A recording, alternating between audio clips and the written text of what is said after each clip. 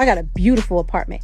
When I tell you I utilize the Augusta Rule, the IRS says that you can rent your home out to your business 14 days out of the year, tax-free. So what it means is that I'm in New York, I fill my course in my home, production company, everybody in my house. What happened? I didn't have to go outside and rent a space.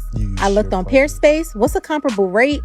Once I look for that comparable rate, I'm going to go ahead and, rent out my house. Well, I'm going to rent out that space. My house is beautiful. I'm staying right here. Yeah. And it makes it easier to get dressed, right? So let's say about $2,000, right? In New York to rent out for the whole entire day. It's expensive here. So basically what I'm going to do, right, guys, and pay attention. I am going to say, all right, I'm going to transfer this money from my business account over to my personal account. I do that 14 days throughout the year, right? So whether I'm meeting with my board of directors, whether I'm shooting content, whatever it is that I'm doing for my business, it is necessary for me to do for my business. Now it's time to file taxes. What's that process?